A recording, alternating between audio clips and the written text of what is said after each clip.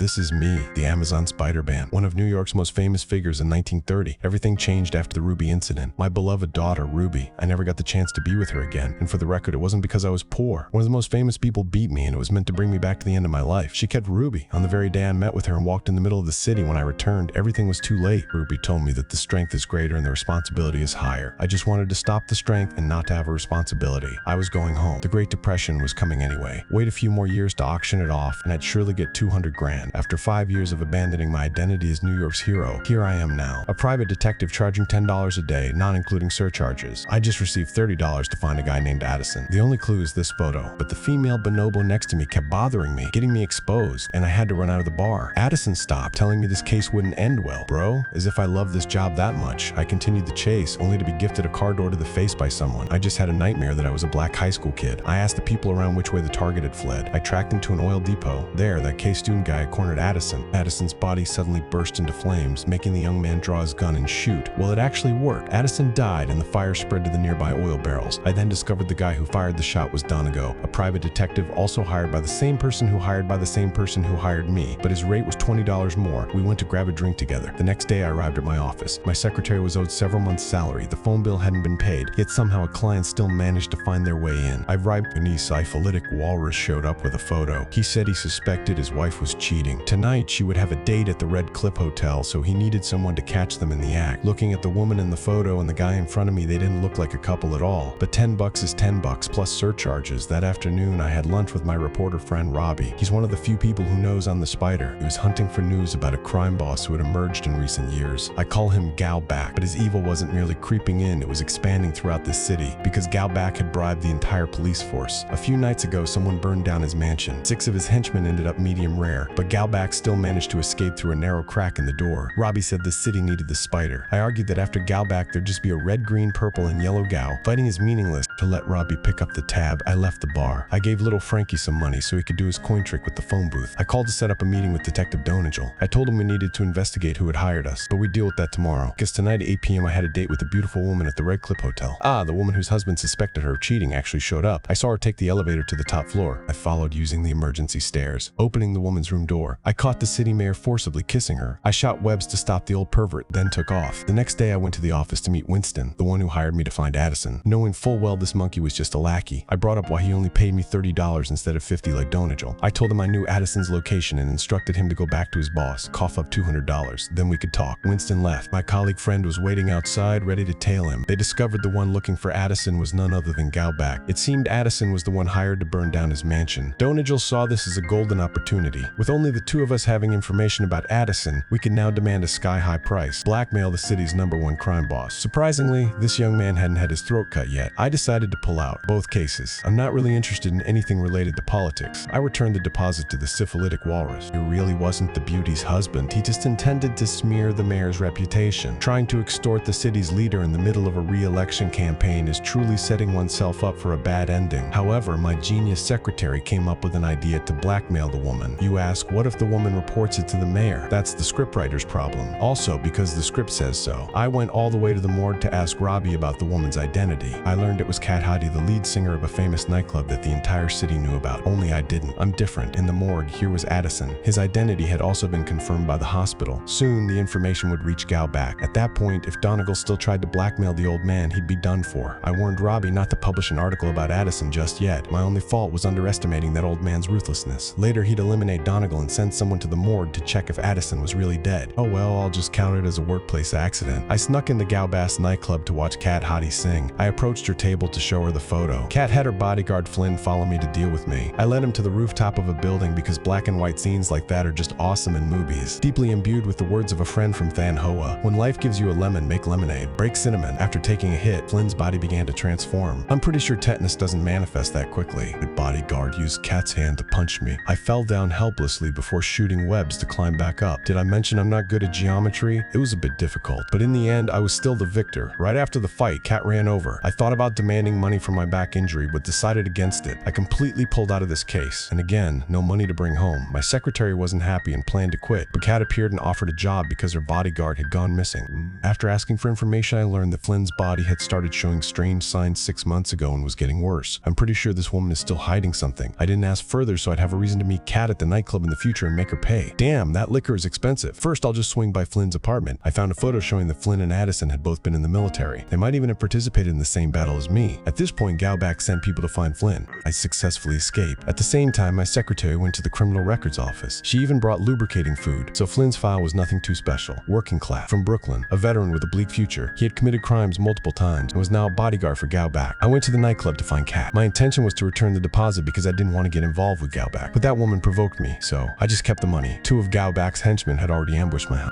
skillful enough to escape without revealing my identity as the Spider. The next day, I warned Robbie, Jay and Addison, meaning Jay and Galback. I don't want to lose my lunch buddy. Did I forget anything? I almost got my secretary killed. Galback's men came to the office, smashed things up, and pointed guns at my assistant's head. However, they didn't dare go too far. I still had to pay their wages again. I almost lost a friend. Are you okay, Elfie? My name is Zenith. Zenith left. Joe out. I would become the second Ruby. I returned to my old apartment. I smashed through a couple's bathroom wall to retrieve my spider suit. Then I went and shot webs all over Galbay's cars and his henchmen. You ask why I didn't use the no-skill rule and wasn't carrying a gun? Because it's not economical. I'll have to try to snag one on the way back. I got into the car face-to-face with Galback. I warned him not to touch the incredibly talented detective who takes every case at a reasonable price, Ben Raleigh.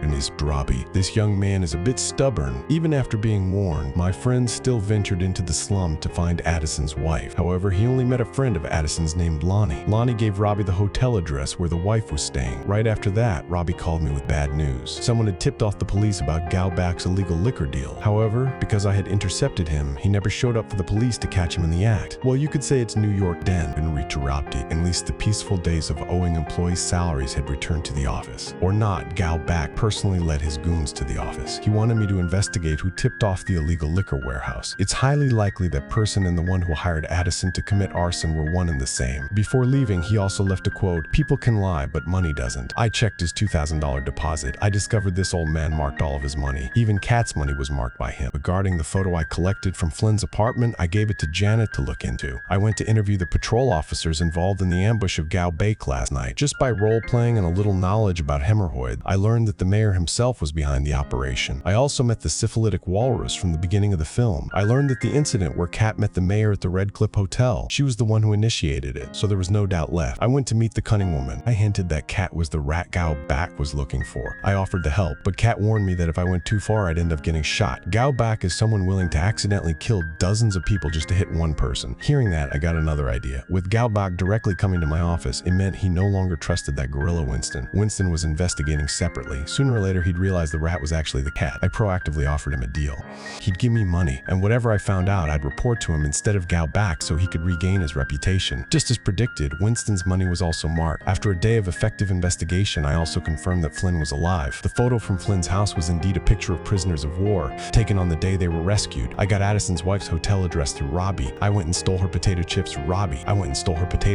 I admitted I knew Kat was the mastermind and advised her to leave. Addison's wife dragged me back, thinking I wanted to protect Kat, so she demanded $1,000 to shut up. Damn, I've never even seen $1,000 before. Although stealing has never been difficult for the Spider, I've tested my stealing abilities, but I've never actually stolen. It's not like I just admitted to having stolen before. Anyway, I went to Galback's place. I hinted that I knew who the traitor was, but couldn't prove it yet. The main purpose was to leave some web behind so I could sneak in without breaking the door. I approached Galback's safe, used my spider sense to unlock it. Being an honest person, I only took exactly $1,000 plus a few more bills to accidentally drop on the way back. From that moment, Flynn had returned to Kat. He wanted to take her away, but his condition was getting worse. Was that dangerous? Yes. Kat's deposit money was in danger. I sent my pal Frankie to the nightclub to see if she would leave. The other day, the mayor sent the army to clean up the slum. Resistance from Kat's people, Flynn, and the alligator man Lonnie. All of it was photographed by Robbie. He brought the photos of the two monsters to the Daily Bugle editorial office, hoping to be rehired. However, the old boss only wanted him as a contributor. The next day, the article was on the front page. The credit was still Robbie's, but the content was completely different from what he wrote. The article blamed the two veterans as monsters trying to attack civilians. Professional ethics issues can wait for another time. I have a more serious problem to deal with. I snuck back to the Almost Widow's hotel room. I paid her $1,000. I intended to run straight to Kat, but I was stopped by the mayor's men. He wanted me to help him contact the Spider. Right, I get it. I took off. Frankie reported that the cat had left the den 10 minutes ago and was at the train station. I ran straight there. Winston and his henchmen were present to capture me and Kat. He had also captured Addison's wife, who dragged everyone to a place where Galback had had already had a grave dug. Winston claimed Kat and I were accomplices in double-crossing Gao Bak. The only evidence he had was Addison's wife and her testimony. But the problem is people lie, but money doesn't. The $1,000 I previously gave Addison's wife had been marked to look like the money Gao Bak paid Winston. From Gao Bak's perspective, Addison's wife had been bribed by that monkey. Winston and his henchmen were shot. I, meanwhile, was paid the rest of my fee. I went back to the bar to admire Kat Hattie's ass and enjoy some whiskey. Too bad for her, she still hadn't escaped Gao Bak's control. Once caught in the web of crime, you can't break free. I learned that the hard way, specifically by spending $3 to watch a movie every weekend. The theater was empty,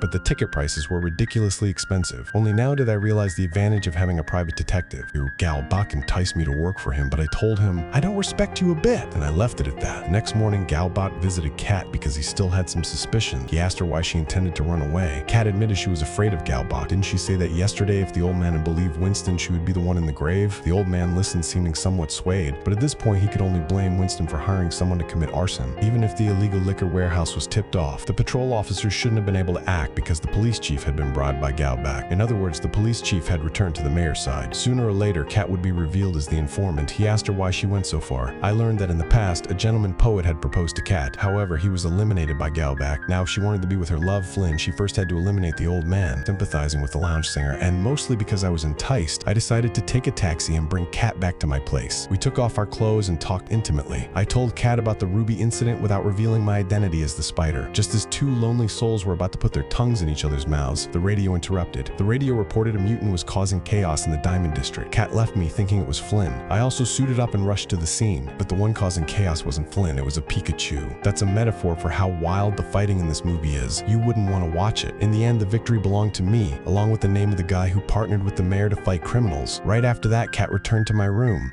She already knew I was the Spider. She jumped out the window to force me to use my powers. So, my identity was officially revealed. We exchanged a kiss and other things. We continued our intimate conversation. I told her about when I was a soldier and participated in the campaign to liberate the city from the German fascists. The Catmen with hats, then my comrades, were captured first. They were doing experiments that I didn't understand. A prisoner with half a mild face attacked me. That's how I got my powers, and the army took me in for dissection. After that, I escaped and changed my name to Ben Braley. I suspect that I and the other mutants share the same power source. Further investigation might be the way for me to get rid of my powers and return to being a normal human. Unlike me, who gained powers right after the war ended, they only recently activated theirs. The common thread is that they were all actively approached by a geneticist named Faber. She's working at a hospital right here in this city. After managing to photograph the Spider standing with the mayor, Robbie was rehired and is now working at the Daily Bugle. So I could use the newspaper's reputation to get into the hospital and question Dr. Faber. I lured her and her secretary outside to talk. During that time, I broke into her office. Using a detective's observational skills, I managed to extract documents Faber had intentionally hidden. Before I knew it, she was back, and they say black guys are tough. I sent the documents out through a spiderweb route. As for myself, I pretended to be a mental patient. She realized the documents were stolen immediately afterward, but Robbie and I successfully escaped. Through the documents, I learned Faber had conducted countless experiments at a secret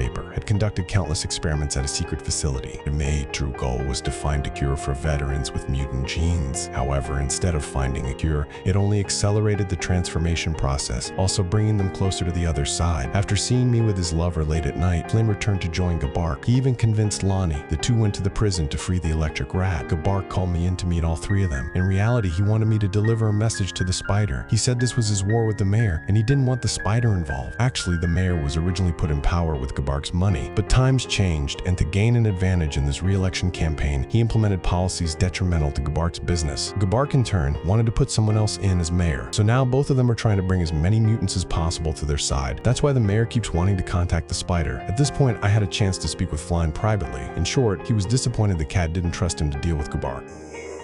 He felt his lover only saw him as a gangster, and now he's working for Gabark to prove Kat was right. I still don't get that logic, but that was good for me. I had a reason to climb into Kat's apartment at midnight. I told her Flynn was beyond saving now, or perhaps we should run away together. This city held nothing left for either Kat or me. Kat agreed. I went to inform Jeanette. I thought she'd be disappointed about losing her job. However, she said she was happy for me. probably because the salary I paid wasn't very high. Just when I thought my withered soul could live again, life reminded me that women are pain. After meeting Lonnie and learning that my mutant gene could be the cure for Flynn, Kat immediately revealed my identity to Faber, instead of even asking if I was willing to help, even though she knew I wanted to find a cure. Very quickly, the secretary came to my room. It turned out this guy was Faber's son. His mutant gene caused him to age rapidly, and I was tricked into getting a sedative shot, then taken to Faber's secret research facility. I dreamt I was a walrus driving a taxi to make a living. Too much blood was drawn from me. I fainted again. Faber checked my blood and found nothing special. So, once again, I was taken for dissection. Good news, the antidote was finally successfully formulated. Bad news, with Robbie having published an article about Faber's experiments, it would only be a matter of days before the police came to arrest both mother and son. The old woman planned to get rid of me, then flee with her son. Luckily, the son wasn't as insane as his mother. He decided to let me go. Just as I pressed the elevator button, I saw Gabark and his 3 henchmen arrive. He wanted Faber to take him to meet the other mutants. However, they were either dead or just monsters sleeping in glass cages. Pikachu went crazy and took care of both mother and son before they could even realize the old woman had actually created the antidote. On my way home, I stumbled upon a leftover vial of the antidote. I went looking for some alcohol to heal my broken heart. I overheard some young guys nearby talking about how Gabark had let the mutants wreck the election campaign. Then they started insulting the spider. I put on my mask and beat them all up. Robbie came over to ask me about the days I went missing. I was betrayed by a woman, got a hole in my stomach, and was advised by the villain to become a hero. Now I just wanted to chug this antidote and return to being a normal human. Robbie told me to forget that woman. Only men could bring each other happiness. Something like that anyway. I was too drunk at the time, so I don't remember much. But the main point was that Robbie wanted me to use the antidote to save those 3 dying mutants, also to help me escape the negative emotions I'd felt since losing Robbie. It turned out that during my days of drowning my sorrows in alcohol, I had long ago revealed that I was the Spider to Zenith, beginning a campaign for the Spider to retire. I would stick these antidote-filled syringes into the asses of all the mutants I knew. First up was the black-skinned alligator. I was beaten so badly my webs came undone. Luckily, Robbie was there to help stick the needle into Lonnie's face. The antidote took effect immediately, so one person successfully left the game in a positive way. While I was resting at Robbie's apartment, both the mayor and Gabark received information that the Spider had a cure for mutant, and if they wanted to find the Spider, who should they contact? While sending people to find Detective Ben Braley, Gabark had a heart-to-heart with Kat. He said that all the madmen of his time were alike. He wasn't smarter or more evil than them.